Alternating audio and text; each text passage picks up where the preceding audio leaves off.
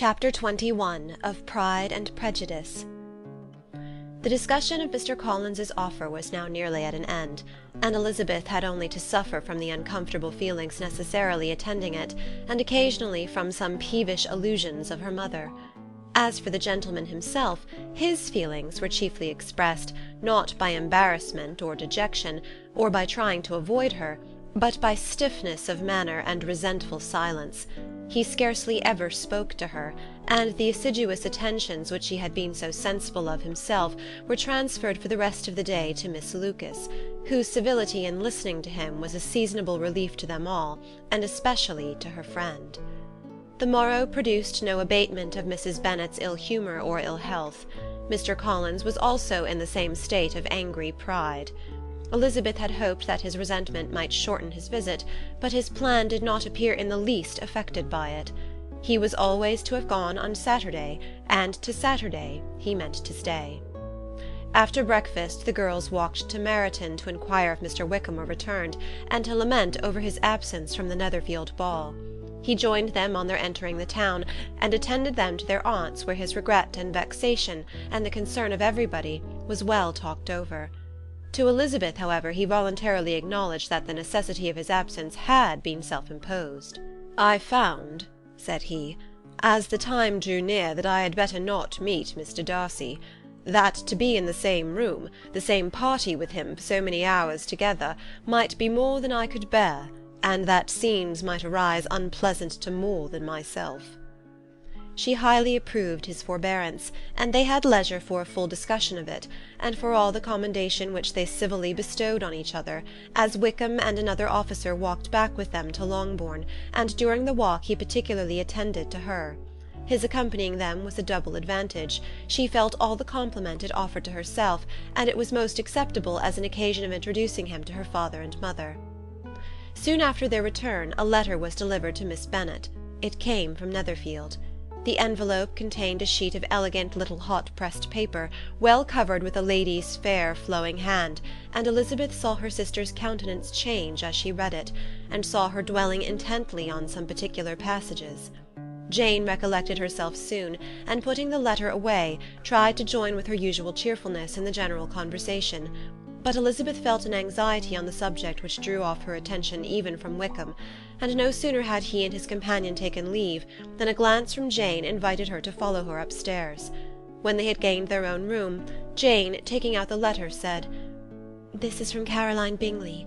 What it contains has surprised me a good deal. The whole party have left Netherfield by this time, and are on their way to town, and without any intention of coming back again. You shall hear what she says." She then read the first sentence aloud, which comprised the information of their having just resolved to follow their brother to town directly, and of their meaning to dine in Grosvenor Street, where Mr. Hurst had a house. The next was in these words: "I do not pretend to regret anything I shall leave in Hertfordshire, except your society, my dearest friend, but we will hope, at some future period, to enjoy many returns of that delightful intercourse we have known, and in the meanwhile may lessen the pain of separation by a very frequent and most unreserved correspondence. I depend on you for that." To these high-flown expressions Elizabeth listened with all the insensibility of distrust, and though the suddenness of their removal surprised her, she saw nothing in it really to lament. It was not to be supposed that their absence from Netherfield would prevent Mr. Bingley's being there, and as to the loss of their society, she was persuaded that Jane must cease to regard it in the enjoyment of his. "It is unlucky," said she, after a short pause, "that you should not be able to see your friends before they leave the country. But may we not hope that the period of future happiness to which Miss Bingley looks forward may arrive earlier than she is aware, and that the delightful intercourse you have known as friends will be renewed with yet greater satisfaction as sisters? Mr. Bingley will not be detained in London by them." "Caroline decidedly says that none of the party will return into Hertfordshire this winter. I will read it to you.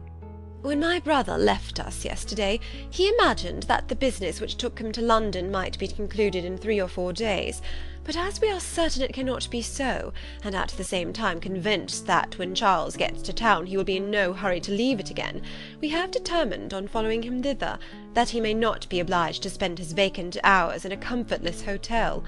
Many of my acquaintances are already there for the winter, I wish that I could hear that you, my dearest friend, had any intention of making one of the crowd, but of that I despair. I sincerely hope your Christmas in Hertfordshire may abound in the gaieties which that season generally brings, and that your beaux will be so numerous as to prevent your feeling the loss of the 3 whom we shall deprive you. It is evident by this, added Jane, that he comes back no more this winter. It is only evident that Miss Bingley does not mean that he should. Why will you think so? It must be his own doing. He is his own master. But you do not know all. I will read you the passage which particularly hurts me. I will have no reserves from you. Mr. Darcy is impatient to see his sister, and, to confess the truth, we are scarcely less eager to meet her again. I really do not think Georgiana Darcy has her equal for beauty, elegance, and accomplishments, and the affection she inspires in Louisa and myself is heightened into something still more interesting from the hope we dare entertain of her being hereafter our sister. I do not know whether I ever before mentioned to you my feelings on this subject, but I will not leave the country without confiding them, and I trust you will not esteem them unreasonable. My brother admires her greatly already. He will have frequent opportunity now of seeing her on the most intimate footing. Her relations all wish the connection as much as his own, and a sister's partiality is not misleading me, I think, when I call Charles most capable of engaging any woman's heart. With all these circumstances to favour an attachment, and nothing to prevent it, am I wrong, my dearest Jane, in indulging the hope of an event which will secure the happiness of so many? What do you think of this sentence, my dear Lizzy? Said Jane as she finished it. Is it not clear enough? Does it not expressly declare that Caroline neither expects nor wishes me to be her sister, that she is perfectly convinced of her brother's indifference, and that if she suspects the nature of my feelings for him, she means most kindly to put me on my guard? Can there be any other opinion on the subject? Yes, there can, for mine is totally different. Will you hear it? Most willingly. You shall have it in a few words. Miss Bingley sees that her brother is in love with you, and wants him to marry Miss Darcy. She follows him to town in hope of keeping him there, and tries to persuade you that he does not care about you. Jane shook her head. Indeed, Jane, you ought to believe me.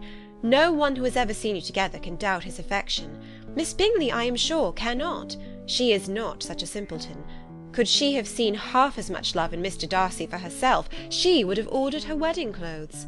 But the case is this, we are not rich enough or grand enough for them, and she is the more anxious to get Miss Darcy for her brother, from the notion that when there has been one intermarriage, she may have less trouble in achieving a second, in which there is certainly some ingenuity, and I dare say it would succeed, if Miss de Bourgh were out of the way. But, my dearest Jane, you cannot seriously imagine that because Miss Bingley tells you her brother greatly admires Miss Darcy, he is in the smallest degree less sensible of your merit than when he took leave of you on Tuesday, or that it will be in her power to persuade him that, instead of being in love with you, he is very much in love with a friend. If we thought alike of Miss Bingley, replied Jane, your representation of all this might make me quite easy, but I know the foundation is unjust. Caroline is incapable of wilfully deceiving any one, and all that I can hope in this case is that she is deceiving herself. That is right. You could not have started a more happy idea, since you will not take comfort in mine. Believe her to be deceived by all means. You have now done your duty by her, and must fret no longer. But, my dear sister, can I be happy, even supposing the best, in accepting a man whose sisters and friends are all wishing him to marry elsewhere? You must decide for yourself, said Elizabeth, and if, upon mature deliberation, you find that the misery of disobliging his 2 sisters is more than equivalent to the happiness of being his wife, I advise you by all means to refuse him. How can you talk so? Said Jane, faintly smiling. You must know that though I should be exceedingly grieved at their disapprobation, I could not hesitate. I did not think you would, and that being the case, I cannot consider your situation with much compassion. But if he returns no more this winter, my choice will never be required. 1,000 things may arise in 6 months. The idea of his returning no more Elizabeth treated with the utmost contempt. It appeared to her merely the suggestion of Caroline's interested wishes, and she could not for a moment suppose that those wishes, however openly or artfully spoken, could influence a young man so totally independent of every one. She represented to her sister as forcibly as possible what she felt on the subject, and had soon the pleasure of seeing its happy effect. Jane's temper was not desponding, and she was gradually led to hope, though the diffidence of affection sometimes overcame the hope, that Bingley would return to Netherfield and answer every wish of her heart. They agreed that Mrs. Bennet should only hear of the departure of the family, without being alarmed on the score of the gentleman's conduct, but even this partial communication gave her a great deal of concern, and she bewailed it as exceedingly unlucky that the ladies should happen to go away just as they were all getting so intimate together. After lamenting it, however, at some length, she had the consolation that Mr. Bingley would soon be down again, and soon dining at Longbourn, and the conclusion of all was the comfortable declaration that though he had been invited only to a family dinner, she would take care to have 2 full courses. End of chapter 21.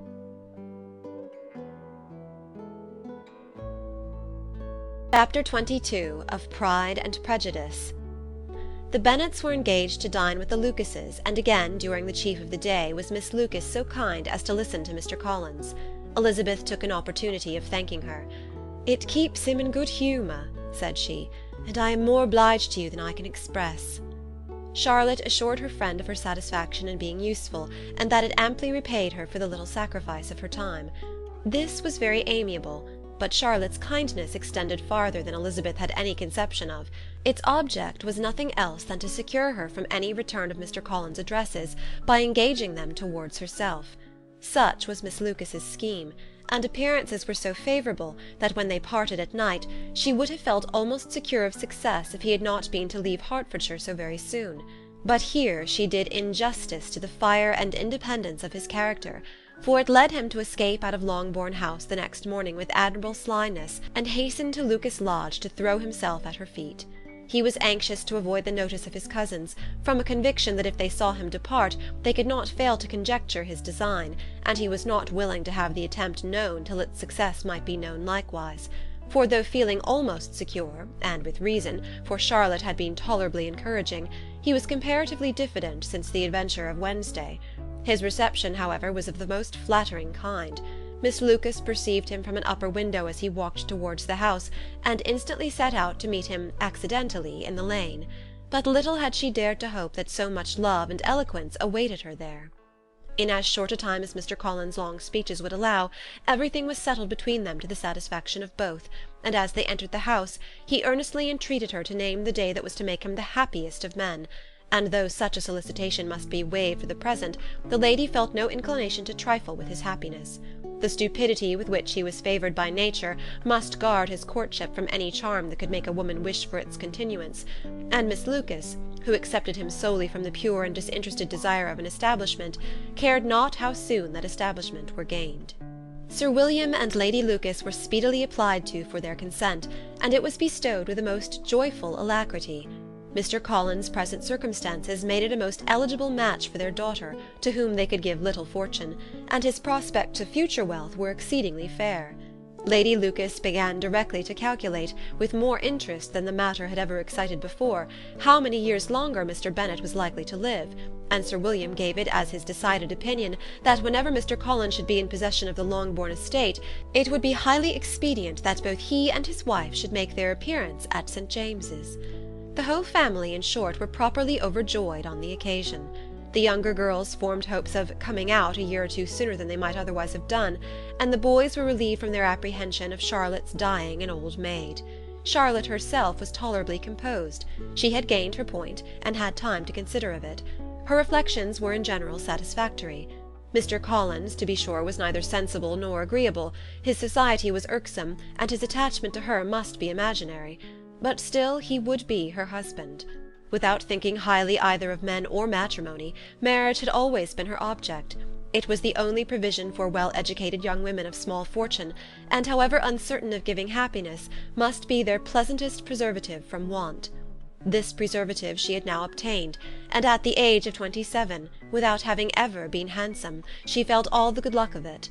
The least agreeable circumstance in the business was the surprise it must occasion to Elizabeth Bennet, whose friendship she valued beyond that of any other person. Elizabeth would wonder, and probably would blame her, and though her resolution was not to be shaken, her feelings must be hurt by such a disapprobation. She resolved to give her the information herself, and therefore charged Mr. Collins, when he returned to Longbourn to dinner, to drop no hint of what had passed before any of the family. A promise of secrecy was of course very dutifully given, but it could not be kept without difficulty, for the curiosity excited by his long absence burst forth in such very direct questions on his return as required some ingenuity to evade, and he was at the same time exercising great self-denial, for he was longing to publish his prosperous love.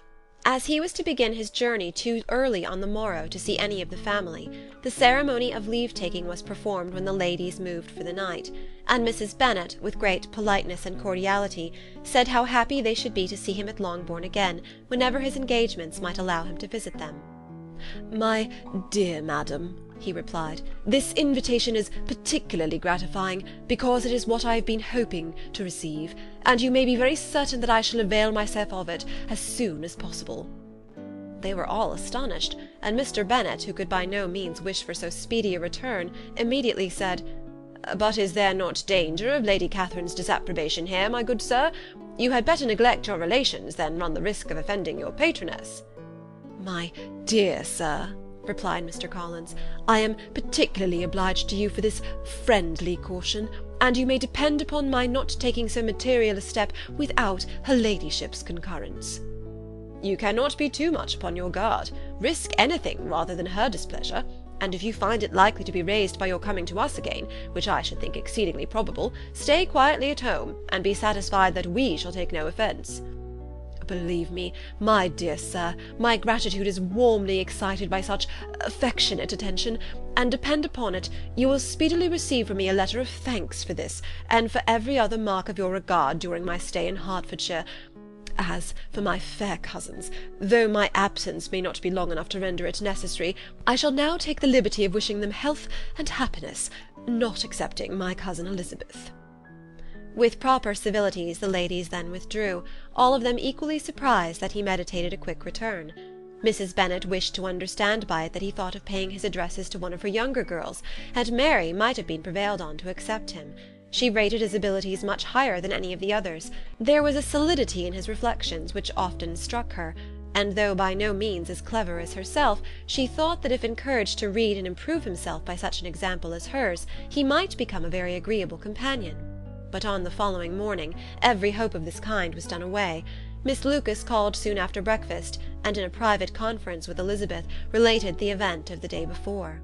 The possibility of Mr. Collins fancying himself in love with her friend had once occurred to Elizabeth within the last day or two, but that Charlotte could encourage him seemed almost as far from possibility as she could encourage him herself, and her astonishment was consequently so great as to overcome at the first the bounds of decorum, and she could not help crying out, "Engaged to Mr. Collins! My dear Charlotte! Impossible!" The steady countenance which Miss Lucas had commanded in telling her story gave way to a momentary confusion here on receiving so direct a reproach, though as it was no more than she expected, she soon regained her composure, and calmly replied, "Why should you be surprised, my dear Eliza? Do you think it incredible that Mr. Collins should be able to procure any woman's good opinion, because he was not so happy as to succeed with you?" But Elizabeth had now recollected herself, and making a strong effort for it, was able to assure with tolerable firmness that the prospect of their relationship was highly grateful to her, and that she wished her all imaginable happiness. "I see what you were feeling," replied Charlotte. "You must be surprised, very much surprised, so lately as Mr. Collins was wishing to marry you. But when you have had time to think it over, I hope you'll be satisfied with what I have done. I am not romantic, you know. I never was. I ask only a comfortable home, and considering Mr. Collins' character, connection, and situation in life, I am convinced that my chance of happiness with him is as fair as most people can boast on entering the marriage state." Elizabeth quietly answered, "Undoubtedly," and after an awkward pause they returned to the rest of the family. Charlotte did not stay much longer, and Elizabeth was then left to reflect on what she had heard. It was a long time before she became at all reconciled to the idea of so unsuitable a match. The strangeness of Mr. Collins making 2 offers of marriage within 3 days was nothing in comparison of his being now accepted. She had always felt that Charlotte's opinion of matrimony was not exactly like her own, but she had not supposed it to be possible that, when called into action, she would have sacrificed every better feeling to worldly advantage. Charlotte, the wife of Mr. Collins, was a most humiliating picture. and to the pang of a friend disgracing herself and sunk in her esteem was added the distressing conviction that it was impossible for that friend to be tolerably happy in the lot she had chosen. End of chapter 22. Chapter 23 of Pride and Prejudice. Elizabeth was sitting with her mother and sisters, reflecting on what she had heard, and doubting whether she was authorized to mention it, when Sir William Lucas himself appeared, sent by his daughter, to announce her engagement to the family. With many compliments to them, and much self-gratulation on the prospect of a connection between the houses, he unfolded the matter, to an audience not merely wondering, but incredulous. For Mrs. Bennet, with more perseverance than politeness, protested he must be entirely mistaken, and Lydia, always unguarded and often uncivil, boisterously exclaimed, "Good Lord! Sir William, how can you tell such a story? Do not you know that Mr. Collins wants to marry Lizzie?" Nothing less than the complacence of a courtier could have borne without anger such treatment, but Sir William's good breeding carried him through it all, and though he begged leave to be positive as to the truth of his information, he listened to all their impertinence with the most forbearing courtesy. Elizabeth, feeling it incumbent on her to relieve him from so unpleasant a situation, now put herself forward to confirm his account by mentioning her prior knowledge of it from Charlotte herself, and endeavoured to put a stop to the exclamations of her mother and sisters by the earnestness of her congratulations to Sir William, in which she was readily joined by Jane, and by making a variety of remarks on the happiness that might be expected from the match, the excellent character of Mr. Collins, and the convenient distance of Hunsford from London. Mrs. Bennet was in fact too much overpowered to say a great deal while Sir William remained, but no sooner had he left them than her feelings found a rapid vent. In the first place, she persisted in disbelieving the whole of the matter. Secondly, she was very sure that Mr. Collins had been taken in. Thirdly, she trusted that they would never be happy together. And fourthly, that the match might be broken off. Two inferences, however, were plainly deduced from the whole. One, that Elizabeth was the real cause of the mischief, and the other that she herself had been barbarously misused by them all, and on these 2 points she principally dwelt during the rest of the day. Nothing could console and nothing could appease her, nor did that day wear out her resentment. A week elapsed before she could see Elizabeth without scolding her, a month passed away before she could speak to Sir William or Lady Lucas without being rude, and many months were gone before she could at all forgive their daughter. Mr. Bennet's emotions were much more tranquil on the occasion, and such as he did experience he pronounced to be of a most agreeable sort, for it gratified him, he said, to discover that Charlotte Lucas, whom he had been used to think tolerably sensible, was as foolish as his wife, and more foolish than his daughter. Jane confessed herself a little surprised at the match, but she said less of her astonishment than of her earnest desire for their happiness, nor could Elizabeth persuade her to consider it as improbable. Kitty and Lydia were far from envying Miss Lucas, for Mr. Collins was only a clergyman, and it affected them in no other way than as a piece of news to spread at Meryton. Lady Lucas could not be insensible of triumph on being able to retort on Mrs. Bennet the comfort of having a daughter well married, and she called at Longbourn rather oftener than usual to say how happy she was, though Mrs. Bennet's sour looks and ill-natured remarks might have been enough to drive happiness away. Between Elizabeth and Charlotte there was restraint which kept them mutually silent on the subject, and Elizabeth felt persuaded that no real confidence could ever subsist between them again. Her disappointment in Charlotte made her turn with fonder regard to her sister, of whose rectitude and delicacy she was sure her opinion could never be shaken, and for whose happiness she grew daily more anxious, as Bingley had now been gone a week, and nothing more was heard of his return. Jane had sent Caroline an early answer to her letter, and was counting the days till she might reasonably hope to hear again. The promised letter of thanks from Mr. Collins arrived on Tuesday, addressed to their father, and written with all the solemnity of gratitude which a 12-month's abode in the family might have prompted. After discharging his conscience on that head, he proceeded to inform them, with many rapturous expressions, of his happiness in having obtained the affection of their amiable neighbour, Miss Lucas, and then explained that it was merely with a view of enjoying her society that he had been so ready to close with their kind wish of seeing him again at Longbourn, whither he hoped to be able to return on Monday fortnight. For Lady Catherine, he added, so heartily approved his marriage, that she wished it to take place as soon as possible, which he trusted would be an unanswerable argument with his amiable Charlotte to name an early day for making him the happiest of men. Mr. Collins' return into Hertfordshire was no longer a matter of pleasure to Mrs. Bennet. On the contrary, she was as much disposed to complain of it as her husband. It was very strange that he should come to Longbourn instead of to Lucas Lodge, It was also very inconvenient, and exceedingly troublesome. She hated having visitors in the house while her health was so indifferent, and lovers were of all people the most disagreeable. Such were the gentle murmurs of Mrs. Bennet, and they gave way only to the greater distress of Mr. Bingley's continued absence. Neither Jane nor Elizabeth were comfortable on this subject. Day after day passed away without bringing any other tidings of him than the report which shortly prevailed in Meryton of his coming no more to Netherfield the whole winter, a report which highly incensed Mrs. Bennet, and which she never failed to contradict as a most scandalous falsehood. Even Elizabeth began to fear, not that Bingley was indifferent, but that his sisters would be successful in keeping him away. Unwilling as she was to admit an idea so destructive of Jane's happiness, and so dishonourable to the stability of her lover, she could not prevent its frequently occurring. The united efforts of his two unfeeling sisters, and of his overpowering friend, assisted by the attractions of Miss Darcy and the amusements of London, might be too much, she feared, for the strength of his attachment. As for Jane, her anxiety under this suspense was of course more painful than Elizabeth's, but whatever she felt she was desirous of concealing, and between Elizabeth and herself, therefore, the subject was never alluded to.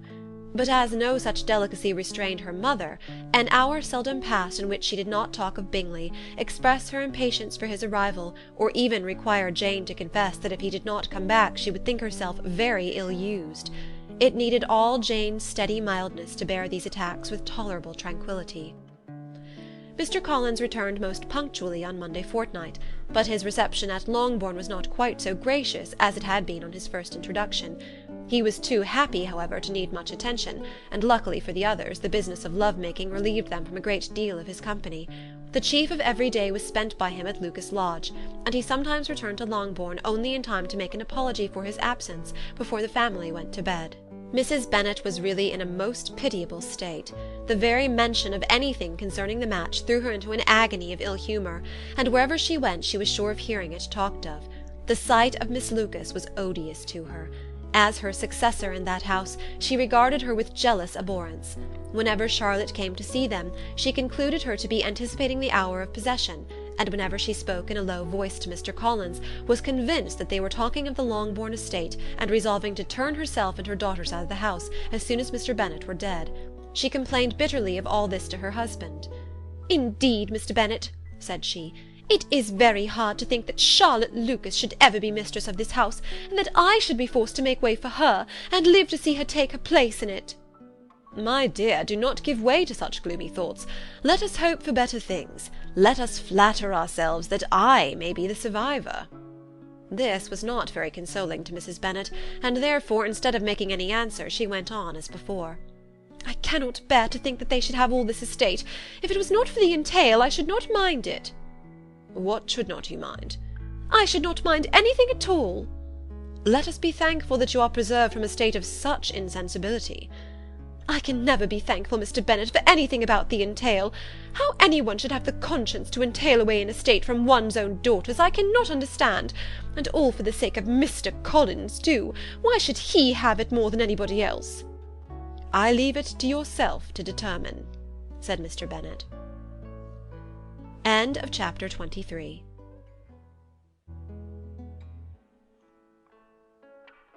Chapter 24 of Pride and Prejudice.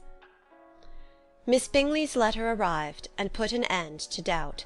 The very first sentence conveyed the assurance of their being all settled in London for the winter, and concluded with her brother's regret at not having had time to pay his respects to his friends in Hertfordshire before he left the country. Hope was over, entirely over, and when Jane could attend to the rest of the letter, she found little, except the professed affection of the writer, that could give her any comfort. Miss Darcy's praise occupied the chief of it. Her many attractions were again dwelt on, and Caroline boasted joyfully of their increasing intimacy, and ventured to predict the accomplishment of the wishes which had been unfolded in her former letter. She wrote also with great pleasure of her brother's being an intimate of Mr. Darcy's house, and mentioned with raptures some plans of the latter with regard to new furniture. Elizabeth, to whom Jane very soon communicated the chief of all this, heard it in silent indignation. Her heart was divided between concern for her sister and resentment against all others. To Caroline's assertion of her brother's being partial to Miss Darcy she paid no credit.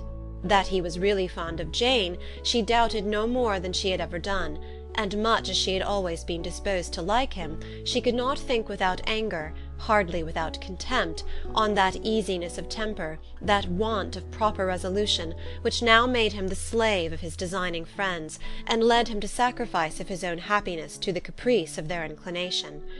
Had his own happiness, however, been the only sacrifice, he might have been allowed to sport with it in whatever manner he thought best, but her sister's was involved in it, as she thought he must be sensible himself. It was a subject, in short, on which reflection would be long indulged, and must be unavailing.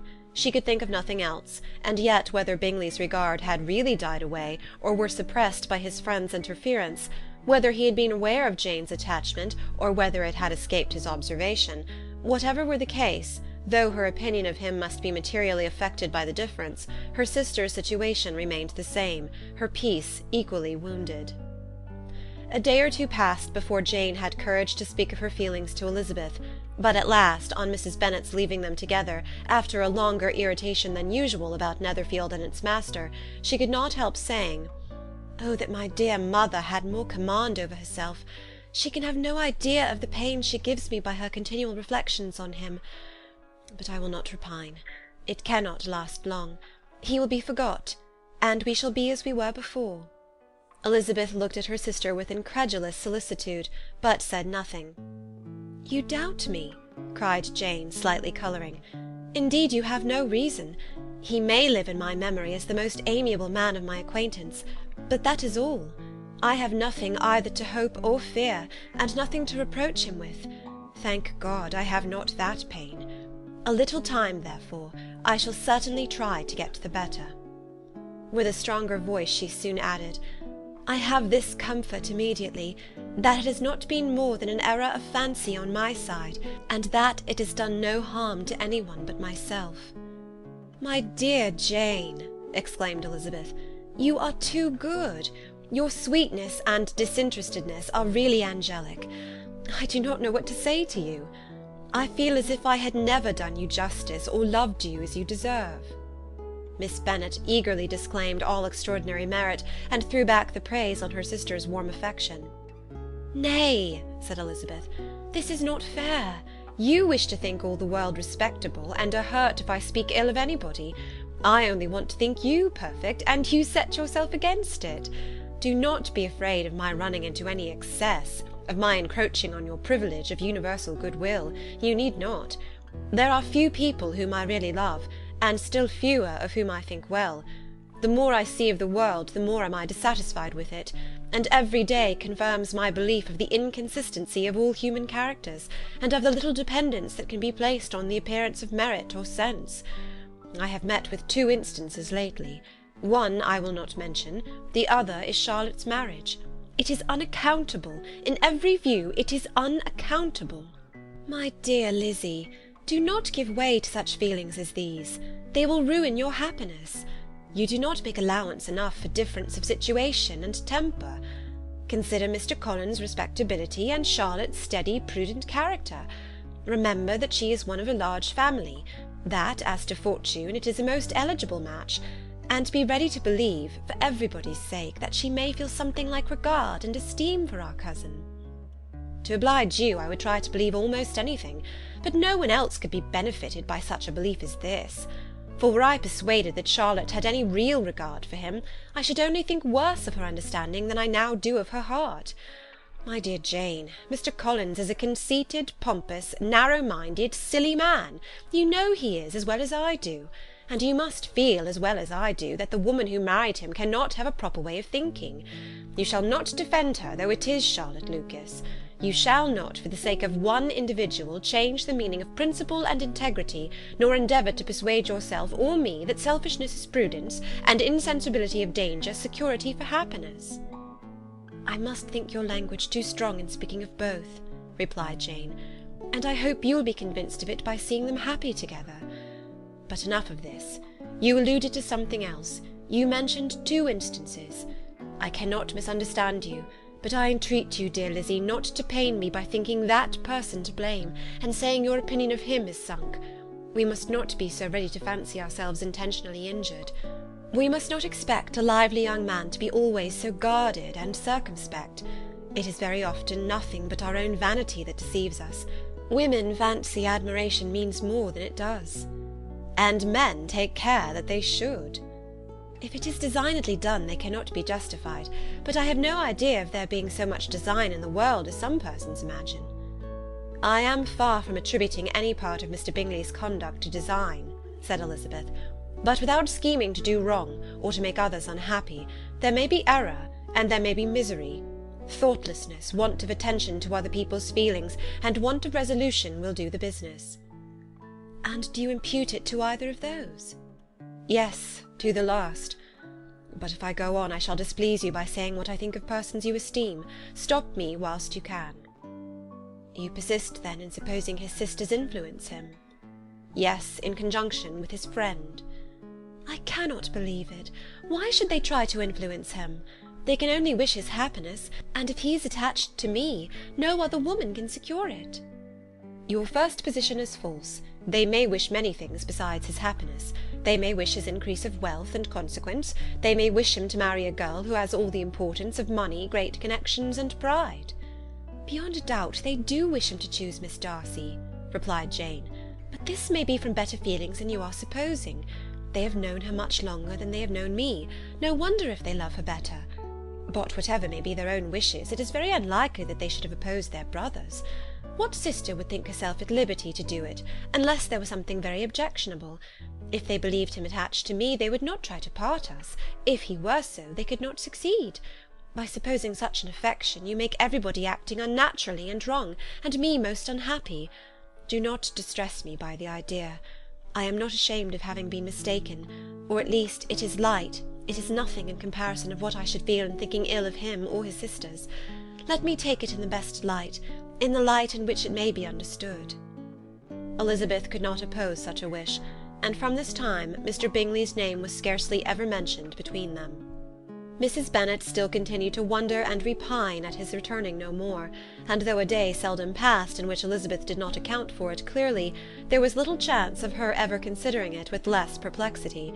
Her daughter endeavoured to convince her of what she did not believe herself, that his attentions to Jane had been merely the effect of a common and transient liking, which ceased when he saw her no more. But though the probability of the statement was admitted at the time, she had the same story to repeat every day. Mrs. Bennet's best comfort was that Mr. Bingley must be down again in the summer. Mr. Bennet treated the matter differently. "So, Lizzie," said he one day, "your sister is crossed in love, I find. I congratulate her. Next to being married, a girl likes to be crossed in love a little now and then. It is something to think of, and it gives her a sort of distinction among her companions. When is your turn to come? You will hardly bear to be long outdone by Jane. Now is your time. Here are officers enough in Meryton to disappoint all the young ladies in the country. Let Wickham be your man. He is a pleasant fellow, and would jilt you creditably." "Thank you, sir, but a less agreeable man would satisfy me. We must not all expect Jane's good fortune." "True," said Mr. Bennet, "but it is a comfort to think that whatever of that kind may befall you, you have an affectionate mother who will make the most of it." Mr. Wickham's society was of material service in dispelling the gloom which the late perverse occurrences had thrown on many of the Longbourn family. They saw him often, and to his other recommendations was now added that of general unreserve. The whole of what Elizabeth had already heard, his claims on Mr. Darcy, and all that he had suffered from him, was now openly acknowledged and publicly canvassed, and everybody was pleased to know how much they had always disliked Mr. Darcy before they had known anything of the matter. Miss Bennet was the only creature who could suppose there might be any extenuating circumstances in the case, unknown to the society of Hertfordshire.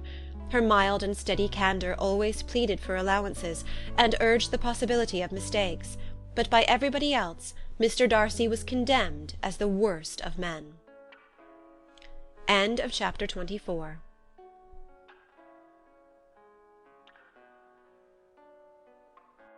Chapter 25 of Pride and Prejudice. After a week spent in professions of love and schemes of felicity, Mr. Collins was called from his amiable Charlotte by the arrival of Saturday. The pain of separation, however, might be alleviated on his side by preparations for the reception of his bride, as he had reason to hope that shortly after his return into Hertfordshire the day would be fixed that was to make him the happiest of men. He took leave of his relations at Longbourn with as much solemnity as before, wished his fair cousins health and happiness, and promised their father another letter of thanks. On the following Monday, Mrs. Bennet had the pleasure of receiving her brother and his wife, who came as usual to spend the Christmas at Longbourn. Mr. Gardiner was a sensible, gentlemanlike man, greatly superior to his sister, as well by nature as education. The Netherfield ladies would have had difficulty in believing that a man who lived by trade, and within view of his own warehouses, could have been so well bred and agreeable. Mrs. Gardiner, who was several years younger than Mrs. Bennet and Mrs. Phillips, was an amiable, intelligent, elegant woman, and a great favourite with all her Longbourn nieces. Between the two eldest and herself especially, there subsisted a particular regard. They had frequently been staying with her in town. The first part of Mrs. Gardiner's business on her arrival was to distribute her presents and describe the newest fashions. When this was done, she had a less active part to play. It became her turn to listen. Mrs. Bennet had many grievances to relate, and much to complain of. They had all been very ill used since she last saw her sister. 2 of her girls had been upon the point of marriage, and after all there was nothing in it. "I do not blame Jane," she continued, "for Jane would have got Mr. Bingley if she could. But Lizzie, oh, sister, it is very hard to think she might have been Mr. Collins's wife by this time, had it not been for her own perverseness. He made her an offer in this very room, and she refused him. The consequence of it is that Lady Lucas will have a daughter married before I have, and that the Longbourn estate is just as much entailed as ever. The Lucases are very artful people indeed, sister. They are all for what they can get. I am sorry to say it of them, but so it is. It makes me very nervous and poorly to be thwarted so in my own family, and to have neighbours who think of themselves before anybody else. However, your coming just at this time is the greatest of comforts, and I am very glad to hear what you tell us of long sleeves." Mrs. Gardiner, to whom the chief of this news had been given before in the course of Jane and Elizabeth's correspondence with her, made her sister a slight answer, and in compassion to her nieces turned the conversation. When alone with Elizabeth afterwards, she spoke more on the subject. "It seems likely to have been a desirable match for Jane," said she. "I am sorry it went off. But these things happen so often. A young man, such as you describe Mr. Bingley, so easily falls in love with a pretty girl for a few weeks, and when accident separates them so easily forgets her, that these sort of inconsistencies are very frequent." "An excellent consolation in its way," said Elizabeth, "but it will not do for us. We do not suffer by accident. It does not often happen that the interference of friends will persuade a young man of independent fortune to think no more of a girl whom he was violently in love with only a few days before." "But that expression of violently in love is so hackneyed, so doubtful, so indefinite, that it gives me very little idea. It is as often applied to feelings which arise from a half-hour's acquaintance as to a real strong attachment. Pray, how violent was Mr. Bingley's love?" "I never saw a more promising inclination. He was growing quite inattentive to other people, and wholly engrossed by her. Every time they met it was more decided and remarkable. At his own ball he offended 2 or 3 young ladies by not asking them to dance, and I spoke to him twice myself without receiving an answer. Could there be finer symptoms? Is not general incivility the very essence of love?" "Oh, yes, of that kind of love which I suppose him to have felt. Poor Jane! I am sorry for her, because with her disposition she may not get over it immediately. It had better have happened to you, Lizzie. You would have laughed yourself out of it sooner. But do you think she would be prevailed upon to go back with us? Change of scene might be of service, and perhaps a little relief from home may be as useful as anything." Elizabeth was exceedingly pleased with this proposal, and felt persuaded of her sister's ready acquiescence. "I hope," added Mrs. Gardiner, "that no consideration with regard to this young man will influence her. We live in so different a part of town, all our connections are so different, and as you well know, we go out so little, that it is very improbable that they should meet at all, unless he really comes to see her. And that is quite impossible, for he is now in the custody of his friend, and Mr. Darcy would no more suffer him to call on Jane in such a part of London. My dear aunt, how could you think of it? Mr. Darcy may perhaps have heard of such a place as Gracechurch Street, but he would hardly think a month's ablution enough to cleanse him from its impurities, were he once to enter it. and depend upon it, Mr. Bingley never stirs without him." "So much the better. I hope they will not meet at all. But does not Jane correspond with his sister? She will not be able to help calling." "She will drop the acquaintance entirely." But in spite of the certainty in which Elizabeth affected to place this point, as well as the still more interesting one of Bingley's being withheld from seeing Jane, she felt a solicitude on the subject which convinced her, on examination, that she did not consider it entirely hopeless.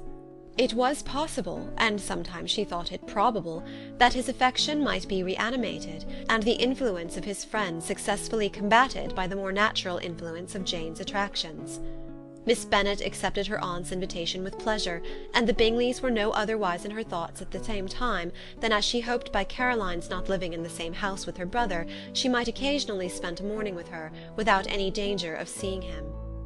The Gardiners stayed a week at Longbourn, and what with the Phillipses, the Lucases, and the officers, there was not a day without its engagement. Mrs. Bennet had so carefully provided for the entertainment of her brother and sister that they did not once sit down to a family dinner.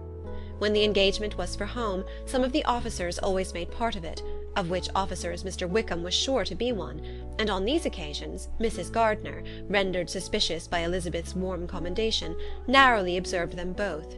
Without supposing them, from what she saw, to be very seriously in love, their preference of each other was plain enough to make her a little uneasy, and she resolved to speak to Elizabeth on the subject before she left Hertfordshire, and represent to her the imprudence of encouraging such an attachment. To Mrs. Gardiner, Wickham had one means of affording pleasure, unconnected with his general powers. About 10 or a dozen years ago, before her marriage, she had spent a considerable time in that very part of Derbyshire to which he belonged. They had therefore many acquaintances in common, and though Wickham had been little there since the death of Darcy's father, it was yet in his power to give her fresher intelligence of her former friends than she had been in the way of procuring. Mrs. Gardiner had seen Pemberley, and known the late Mr. Darcy by character perfectly well. Here consequently was an inexhaustible subject of discourse. In comparing her recollection of Pemberley with the minute description which Wickham could give, and in bestowing her tribute of praise on the character of its late possessor, she was delighting both him and herself. On being made acquainted with the present Mr. Darcy's treatment of him, she tried to remember some of that gentleman's reputed disposition when quite a lad, which might agree with it, and was confident at last that she recollected having heard Mr. Fitzwilliam Darcy formerly spoken of as a very proud, ill-natured boy. Chapter 25